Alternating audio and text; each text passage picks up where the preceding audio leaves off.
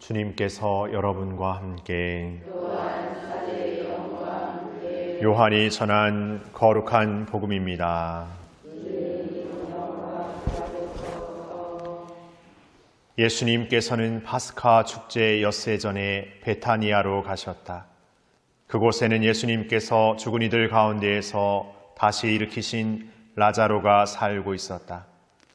거기에서 예수님을 위한 잔치가 베풀어졌는데 마르타는 시중을 들고 라자로는 예수님과 더불어 식탁에 앉은 이들 가운데 끼어 있었다. 그런데 마리아가 비싼 순나르드 향유 1리트라를 가져와서 예수님의 발에 붓고 자기 머리카락으로 그 발을 닦아드렸다. 그러자 온 집안 안에 향유 냄새가 가득하였다. 제자들 가운데 하나로서 나중에 예수님을 팔아넘길 유다 이스카리옷이 말하였다. 어찌하여 저 향유를 300데나리온에 팔아 가난한 이들에게 나누어 주지 않는가? 그가 이렇게 말한 것은 가난한 이들에게 관심이 있어서가 아니라 도둑이었기 때문이다. 그는 돈주머니를 맡고 있으면서 거기에 든 돈을 가로채곤 하였다. 예수님께서 이르셨다. 이 여자를 그냥 놔두어라. 그리하여 내 장례날을 위하여 이 기름을 간직하게 하여라. 사실 가난한 이들은 늘 너희 곁에 있지만 나는 늘 너희 곁에 있지는 않을 것이다. 예수님께서 그곳에 계시다는 것을 알고 많은 유다인들의 무리가 몰려왔다. 예수님 때문만이 아니라 그분께서 죽은 이들 가운데에서 다시 일으키신 라자로도 보려는 것이었다. 그리하여 수석 사제들은 라자로도 죽이기로 결의하였다. 라자로 때문에 많은 유다인이 떨어져 나가 예수님을 믿었기 때문이다.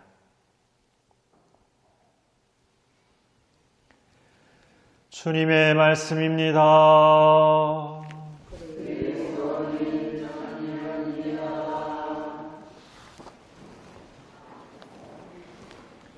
선미 예수님, 안녕히 주무셨습니까? 네. 여행 오셨습니까? 네. 여행 오셨는데 더 푹 주무실 수도 있는데 아침 새벽 미사 이렇게 새벽 미사에 여행 오신 분들이 이렇게 많이 와줘야 저희 본당 신자들이 이렇게 긴장합니다. 그래서 이게 새벽에도 이렇게 미사를 와야 되는구나. 물론 뭐 지금 여기 와 계신 분들은 원래 새벽 미사를 잘 나오시는 분들인데 항상 그 분에서 이렇게 잘 벗어나지 않아요. 뭐 어느 본당 가도 좀 그런 것 같습니다.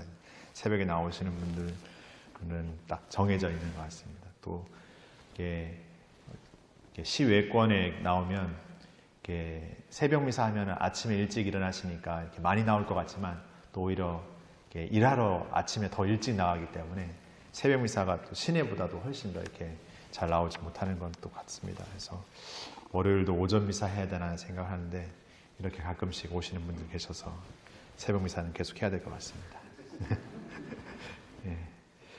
오늘 복음을 보면 예수님께서 라자로를 이렇게 죽었던 라자로를 이렇게 다시금 되살려 부활하게 하셨는데 그 라자로의 집에 다시 예수님께서 찾아가십니다.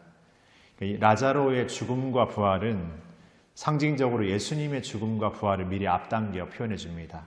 그 슬픔과 죽음이 가득했던 그 라자로의 죽음의 장례식의 그 자리에 예수님께서 나타나셔서 그 라자로의 생명을 되살리는 어떤 이야기를 통해서 이제 머지않아 이루어질 예수님의 십자가 사건, 그 죽음의 그 어둠 안에서 다시금 예수님께서 부활하여서 우리에게 기쁨으로 이렇게 보여주실 것임을 미리 앞당겨 보여줍니다.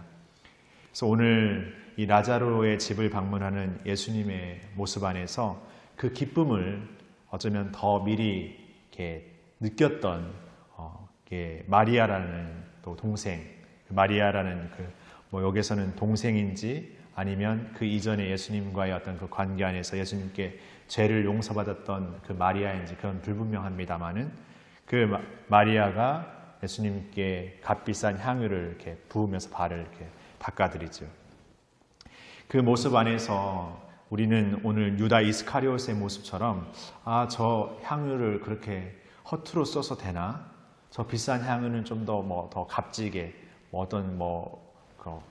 어떤 특별한 일에 나갈 때나 이런 때 그런 때 필요한 어떤 용도로 써야지 저렇게 그냥 발을 닦는 그런 용도로 쓴다라는 게 조금 합리적인가 이런 생각할 수 있을 것 같습니다. 또 더불어서 유다 이스카리옷을 보면은 나름대로 이렇게 그 제자들 가운데 아주 머리가 영리했던 것 같습니다. 그런데 참 아이러닉한 거는 우리가 똑똑하다라고 스스로 생각하는 사람들이 오류를 범하는 경우가 종종 있습니다. 너무 똑똑하다라고 생각하는 것이 자신의 생각에 갇혀버리거나 아니면 너무 많이 안다라는 것이 오히려 유혹의 것들을 더 많이 체험하는 것 같습니다. 신앙의 생활을 하면서도 너무 많이 안다고 하는 사람들이 가끔 그런 어떻게 보면 더 고민이 많고 더 걱정이 많고 어떻게 보면 부자들이 더 돈 걱정이 더 많습니다. 그러니까 가진 것이 많은 것이 행복할 것 같은데 오히려 아이러니하게 가진 것이 많아서 그것 때문에 다툼이 벌어지고 있는 데 있습니다.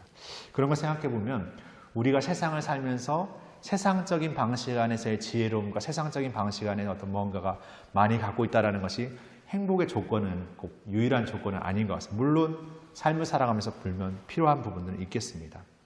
그렇게 오늘 이 라자로의 기쁨, 이 라자로의 집에 새롭게 그 부활의 기쁨이 다시금 그 생명의 기쁨이 가득 차지는 그 안에서 유다 이스카리옷뿐만이 아니라 많은 유다인들이 이 기쁨에 동참하지 못하는 모습을 보입니다. 그러니까 우리도 역시 십자가의 여정을 통해서 예수님의 기쁨, 부활로 나아가는 그 여정 안에서 온전히 동참하지 못하는 제자들의 모습, 사람들의 모습을 보게 됩니다. 근데 우리 역시도 이 사순의 40일의 여정의 이야기를 40일의 시간들을 보내면서 나름대로 잘 준비했다라고 생각하는데 끊임없이 뭔가 이렇게 더하지 못한 것, 다하지 못한 것들에 대한 스스로의 어떤 자책이나 어떤 스스로의 판단들이 오히려 지금 예수님께서 우리에게 말씀하시고 있는 그 부활의 기쁨을 온전히 내 기쁨으로 받아들이지 못합니다. 내가 아직 준비되어 안 되어 있는데 난 아직 이 기쁨을 받아들이기에 뭔가 부족한데 이렇게 해서 오히려 더 받아들이지 못하는 거죠. 오늘 제일 독서와 이 복음에서 드러나는 마리아의 모습, 제일 독서에서 드러나는 주님의 종의 이야기의 모습을 보면은 하느님을 따르는 예언자, 그 종의 모습, 그리고 예수님을 따라 걷는 제자, 사람들의 모습 안에서는 어떤 자격과 조건의 삶으로서 그 기쁨을 맞이하는 것이 아니라 온전한 자기 자신의 것이 완전히 잃어버리고 더 이상 자신을 내세울 수 없는 그 가난함 가운데서도 오직 주님께 자신의 마음을 드리는 것, 오직 주님께 자신의 것을 드리는 그런 의탁의 삶이 오히려 그 예수님의 기쁨을 더 가깝게, 더 깊이 체험하게 되는 것 같습니다. 그리고 우리가 신앙을 살아가면서도 예수님께 믿음으로 의탁한다고 하면서 얼마나 우리의 많은 생각들로 우리의 생각을 더 내세울 때가 많습니까? 그래서 우리는 신앙의 여정 안에서 오히려 안다라는 것이 그런 가로막는 장애가 될 때가 훨씬 많은 것이죠.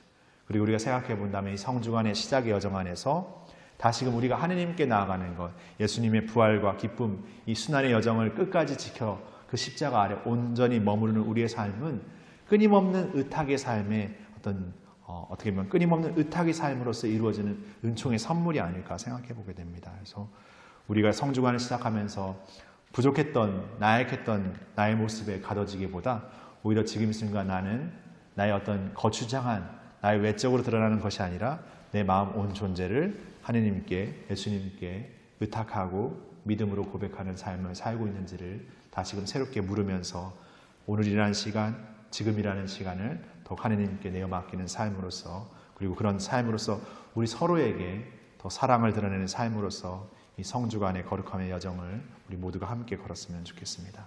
잠시 묵상하시겠습니다.